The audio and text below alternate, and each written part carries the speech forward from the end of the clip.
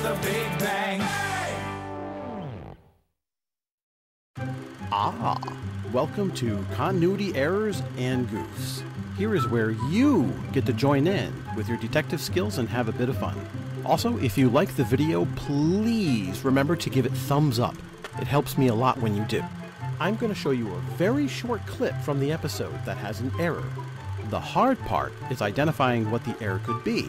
It could be an audio lapse, continuity error, video goof, even a character contradiction. After the clip plays, a timer will count down. When it reaches 0, the answer will play. So make sure you pause the video if you need a bit more time. Let's see if you can spot them all. Can you drop something so I can watch it fall? Oh, baby, you're killing me.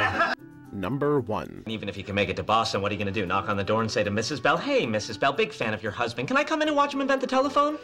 March 10th, 1876. Good choice. Alexander Graham Bell invents the telephone and calls out for Dr. Watson.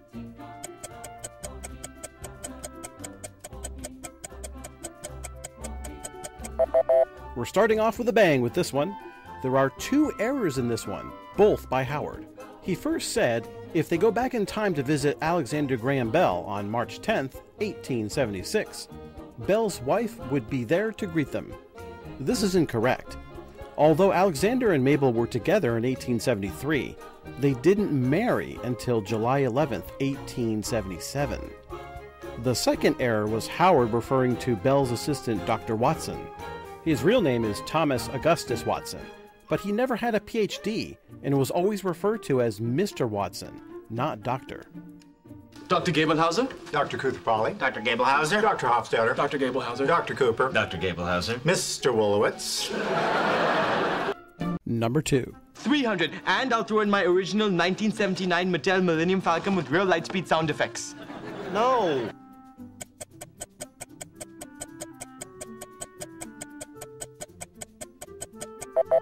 The Millennium Falcon toy did originally come out in 1979, but was never made by Mattel. It was Kenner. So I'm not really sure what Raj is talking about. Perhaps the Falcon Raj bought was in India and was made from Mattel? Maybe there? Number 3. I say we move it on a bi-monthly basis. Yeah, that sounds fair. Now, hold on. Bi-monthly is an ambiguous term. Do you mean move it every other month or twice a month? Twice a month. Then no.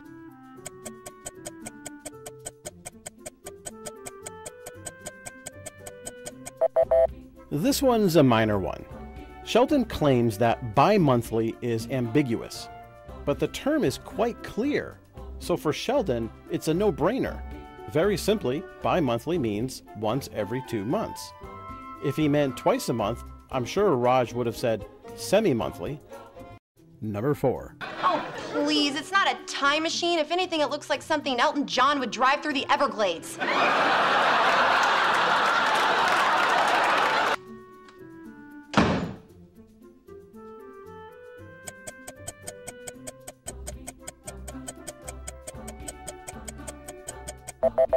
When Penny visits the guys after her shift and gives them the 3rd degree, you see Leonard still wearing his socks from sitting in the time machine.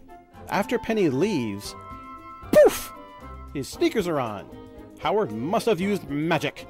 Have you read the new Flash? No. Well, I have, and it will knock your socks off. Number 5.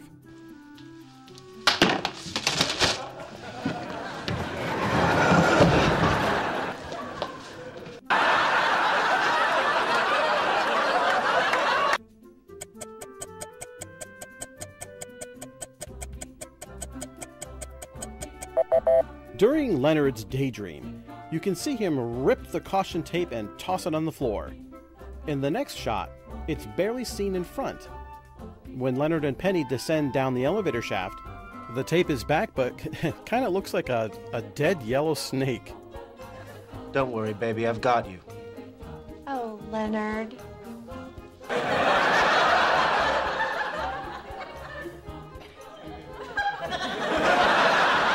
Number 6. The exact time machine that carried actor Rod Taylor from Victorian England into the post-apocalyptic future, where society had splintered into 2 factions.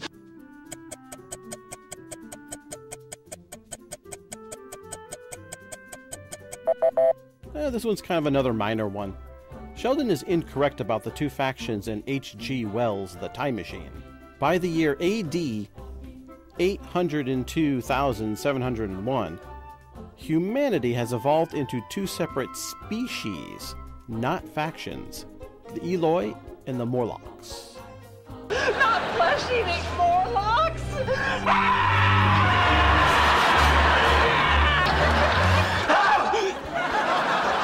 Number 7. If I push any harder, I'm gonna give birth to my colon. Sheldon? Yeah. If my fingers ever work again, I've got a job for the middle one. Oh, hey, guys. Hi, Penny. If I push any harder, I'm gonna give birth to my colon. Oh, hey, guys. Hi, Penny.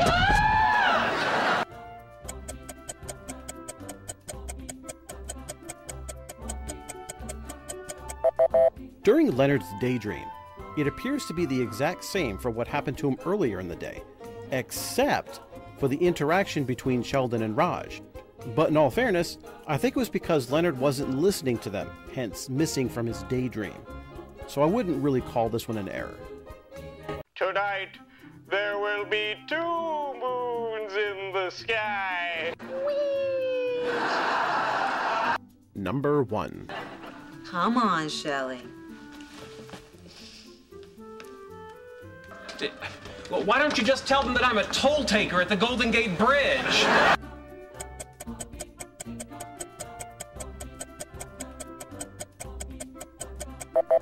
If you didn't find an error with this one, very good. It was said on the internet that her bag switched shoulders during her exit from the apartment. So with further investigation, I checked, and from the time she came down the stairs, talked with Sheldon, and left, her bags were always in the right spot. Number 2. You have to do something about it. Why? Because she's your sister. I hadn't considered that. Now, I've lived my whole life dealing with the fact that my twin brother is one of God's special little people.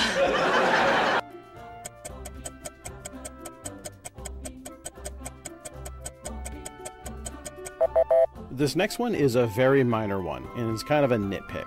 During the 2 scenes in Sheldon's bedroom, the first being with Leonard and the second being with Missy, you'll notice that the wrinkles in the pillowcase have changed.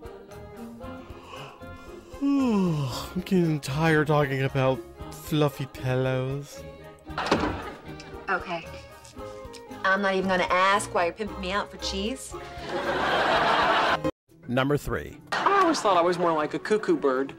You know, a superior creature whose egg is placed in the nest of ordinary birds. Of course, the newly hatched cuckoo eats all the food, leaving the ordinary siblings to starve to death.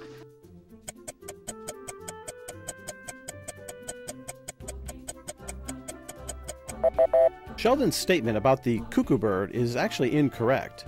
Some call the cuckoo bird a serial killer to the other birds. Although it is true that the mother cuckoo bird lays its eggs with ordinary bird eggs, but it's the cuckoo bird's chick that does all the murdering. Normally, the cuckoo bird chick hatches first before the others, and then proceeds to push out all the other eggs out of the nest and fall to their doom. If all the other chicks have hatched already, it will sometimes use its beak to stab them to death. This way, the chick can get all the food.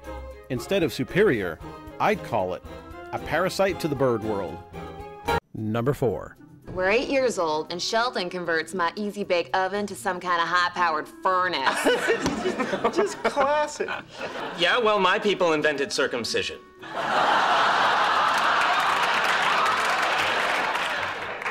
You're welcome.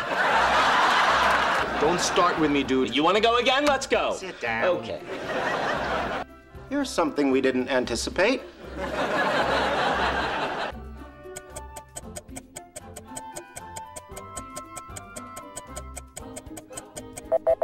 During this episode, Sheldon's spot was violated 4 times. First it was Leonard, then Howard again, and then Raj. And Sheldon was in the room the entire time and did nothing. Number 5. I needed a place to fire ceramic semiconductor substrates for homemade integrated circuits. He was trying to build some sort of armed robot to keep me out of his room. Made necessary by her insistence on going into my room.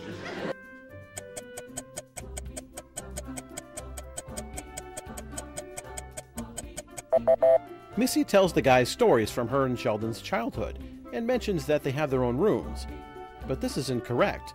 In the new series Young Sheldon, they show that they share a room together. It is possible later on they'll have their own rooms, but we'll have to wait and see. They're fighting about you again. They're fighting about money. Lights out. Big day tomorrow. Tonight, there will be 2 moons in the sky. Number 1. I did your horoscope, remember? I was going to do everybody's until Sheldon went on one of his typical psychotic rants. That astrology is nothing but pseudoscientific hokum. Blah, blah, blah. Typical Taurus.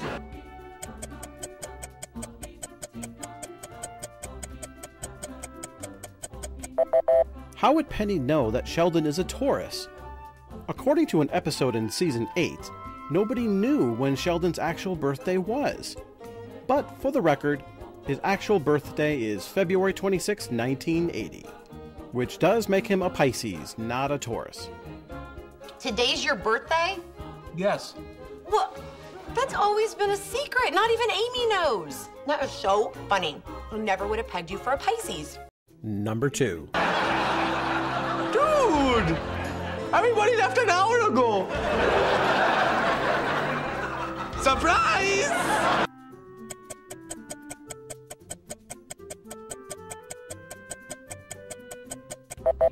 When Howard and Leonard arrive at the party, you'll notice the streamers hanging around Raj's neck.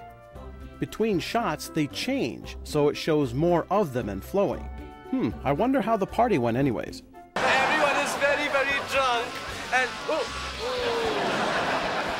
and look, there's a girl taking her shirt off.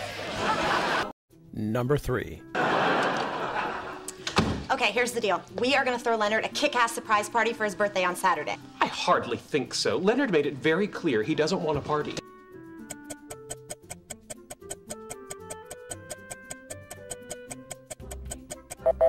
The board game the guys are playing is called Talisman, the 4th edition. But if you look closely, they have too many character cards on the board. If there are only 3 players, there should only be 3 character cards, not 8. To go off topic just a little bit, I wonder what Penny would do if Sheldon didn't do the birthday party for Leonard. You either help me throw Leonard a birthday party, or so help me God, I will go into your bedroom and unbag all of your most valuable mint-condition comic books, and on one of them, I'll draw a tiny happy face in ink. Number 4. I am in the Halo battle of my life here. There's this kid in Copenhagen. He has no immune system, so all he does is sit in his bubble and play Halo 24/7.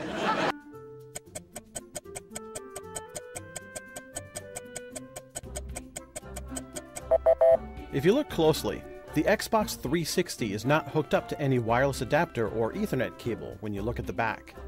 So it begs the question, who is Leonard really playing with? Number 5. Forget about the cake. For the record, that psychotic rant was a concise summation of the research of Bertram Forer. Shut up. Yeah, you do.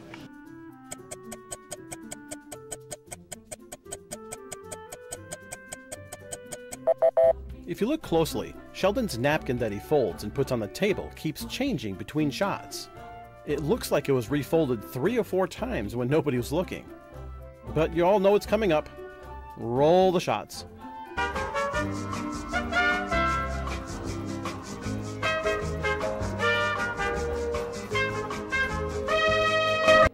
Number 6. The laundry is out of the hamper. All right, let's go.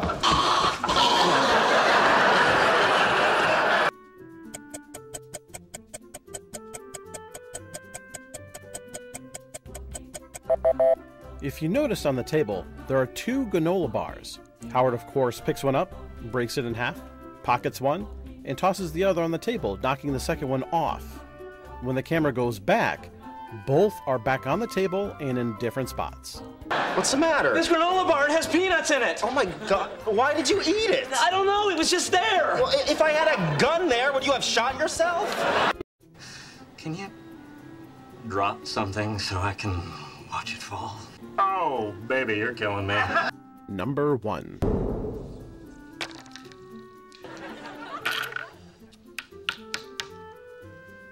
Enslaved by warlocks.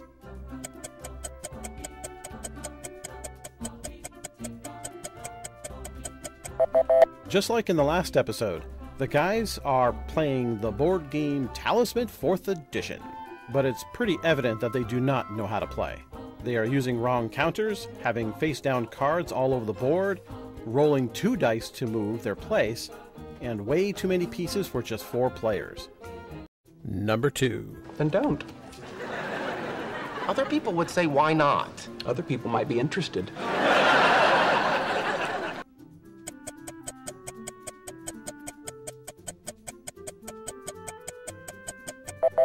This is a good one. While eating their lunch at work, you see Sheldon use salt and pepper on his food. However, the dispenser he is using is not the kind you shake out, but of the grinder variety, where you twist the top to sprinkle on your food. So basically, do you know what Sheldon is sprinkling on his food? Air. Air. Number 3. Well, you're not helping. All right, what response on my part would bring this conversation to a speedy conclusion?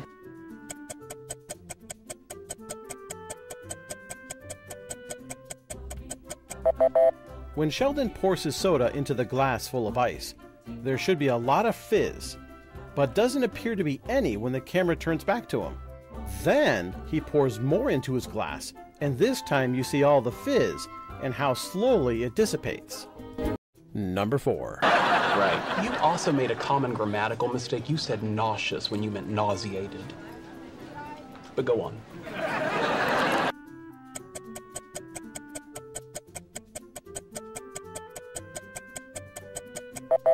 During this very same scene with Sheldon's fizz, you'll notice Leonard's can of cola in different positions throughout the scene.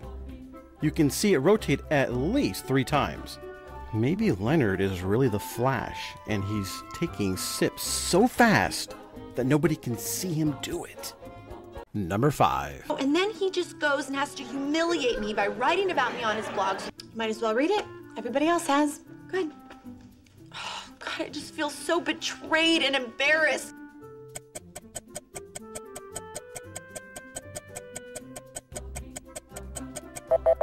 Ugh, I was dreading this one. The next few scenes with Penny in her apartment is littered with continuity errors. It figures that the season finale has the most in it. Here we go. The first is Penny pouring chocolate syrup into her ice cream. Some spills down on the side. Then in the next shot, the chocolate is gone. But then it's back again. Number 6. Sandwich shop. Doesn't that violate the health code? No, at the sub shop we were only making out.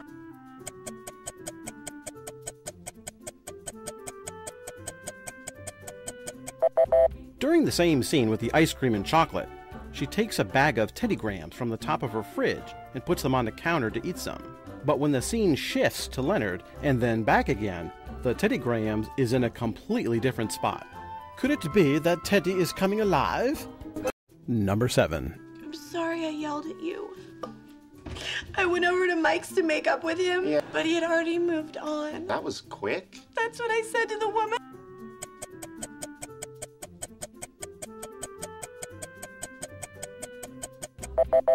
When Penny is crying on the couch after her last fight with her now ex-boyfriend, you'll notice 2 things wrong in this scene. First, the blanket that she's wrapped herself in changes because her legs under them move down when the camera shifts back to her. And second, just behind her, she has some jeans on the top of her chair that keeps changing positions as well, and then they go back again. And by the way, did Penny ever thank Leonard for helping her with her boyfriend?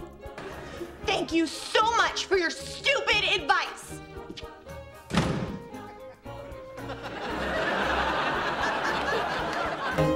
Number 8. I am done with guys like that. Just once, I would like to go out with someone who is nice. That's the spirit.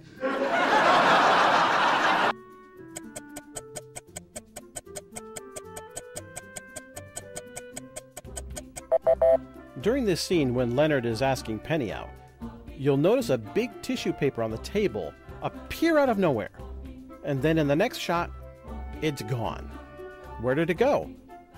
Did Leonard steal it? Did he want to keep Penny's tears for himself?